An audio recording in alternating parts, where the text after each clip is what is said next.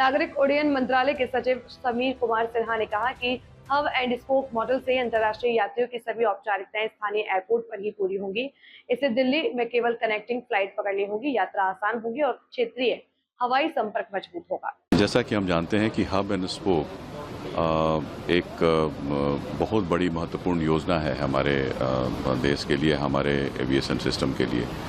हमारे जितने भी इंटरनेशनल एयरपोर्ट्स हैं और जहाँ पे हमारे इंटरनेशनल कनेक्टिविटी नहीं है, तो हम लोगों ने कुछ जगह को हमने हब के रूप में हमने आइडेंटिफाई किया है और बाकी हमारे जो छोटे छोटे हमारे इंटरनेशनल एयरपोर्ट्स हैं उनको स्पोक के रूप में हम लोग डेवलप करना चाहते हैं। आज अगर किसी को बाहर जाना हो, अगर वो दिल्ली हब से जा रहा है तो क्या होता है कि उसको पहले तो डोमेस्टिक पैसेंजर बन के दिल्ली जाना पड़ता है, हो सकता है कि टर्मिनल चेंज करना पड़े, फिर उसके बाद वो टर्मिनल 3 में आना पड़े, वहाँ पे फिर से एक बार लगेज चेक इन करना पड़ेगा। जितनी भी औपचारिकताएं हैं, फॉर्मेलिटीज़ हैं इमिग्रेशन की, कस्टम्स की, हमारे बाकी चेक इन की, तो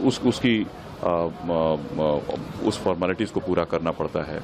और हो सकता है कि आपकी सुबह में आप दिल्ली गए, आपकी फ़्लाइट देर रात में हो या शाम में हो, तो काफ़ी सारी असुविधाओं का सामना करना पड़ता है। कोई हो सकता है कि ओल्ड कपल हो, हमारे एल्डरली लोग हैं, वो सुबह में जाएंगे, फिर दिल्ली में दिन भर रहेंगे।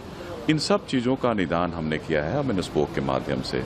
अब हम लोगों ने क्या किया है कि एयरलाइन के साथ टाई अप करके जितने भी डोमेस्टिक और इंटरनेशनल पैसेंजर्स हैं, सब लोग एक साथ दिल्ली जाएंगे। डोमेस्टिक पैसेंजर्स दिल्ली में अपने गंतव्य स्थान के लिए निकल जाएंगे। जो हमारे इंटरनेशनल पैसेंजर्स हैं वो उनकी सारी जितने भी औपचारिकताएं हैं वो उनके स्पोक पे ही हमारी पूरी कर ली जाएंगी। यहीं पे उनका इमिग्रेशन हो जाएगा, कस्टम्स और बाकी जितने भी उनका लगेज का चेक इन, सब कुछ यहीं पे उनके स्पोक में ही हो जाएगा। काफ़ी सुविधा हो जाएगी। हाथ का सामान लेके वो जाएंगे वो हब में। वहाँ पे जाने के साथ साथ हम लोगों ने इस तरह से कोऑर्डिनेट किया है एयरलाइन के जरिए कि उनका जो कनेक्टिंग फ़्लाइट है विदेश का, वो साथ साथ ही उनको मिल जाए।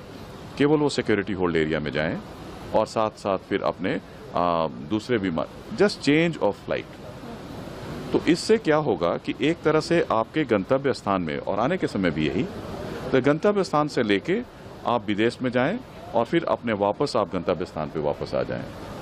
तो इससे बहुत ही बड़ी सुविधा उनको मिलेंगी और बहुत सारे लोग जो बाहर जाके फिर हब में जाके उसके बाद दूसरे मेट्रोज़ में जाके जो ज़रूरत पड़ती है, आवश्यकता होती है कि उनको बाहर में अपना फ़्लाइट लेने की, सारी समस्याओं का निदान हो जाएगा।